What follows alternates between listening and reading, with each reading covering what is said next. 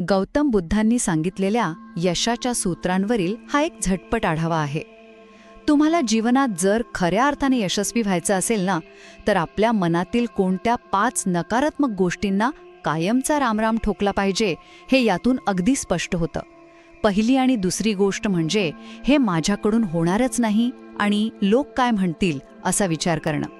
आता तुम्हीच विचार करा, स्वतःच्या क्षमतेवर आधीच शंका घेणं आणि लोक काय बोलतील याची सतत भीती बाळगणं म्हणजे गाडी चालवण्यापूर्वीच ब्रेक दाबून ठेवण्यासारखं नाही का? तिसरी आणि चौथी गोष्ट म्हणजे आज माझा मूड नाहीये आणि माझं नशीबच खराब आहे असं सतत म्हणत राहणं. पण खरं सांगा, नशिबाला दोष देणं किंवा योग्य मूडची वाट पाहत बसणं हे फक्त स्वतःची जबाबदारी झटकण्यासाठी आपण शोधलेली अगदी सोपी कारणं नाहीत का? नक्कीच आहेत. आणि शेवटी 5वी सर्वात मोठी सबब म्हणजे अरे माझ्याकडे वेळच नाही असं सांगणं. हे बघा, जगात प्रत्येकाला दिवसाचे 24 तासच मिळतात ना.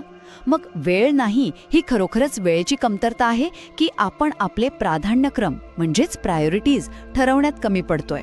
थोडक्यात सांगायचं तर यशाचा खरा मार्ग कोणत्याही बाह्य परिस्थितीत नाही, तर आपल्याच मनातील या 5 नकारात्मक सबींना कायमचं नष्ट करण्यात दडलेला आहे.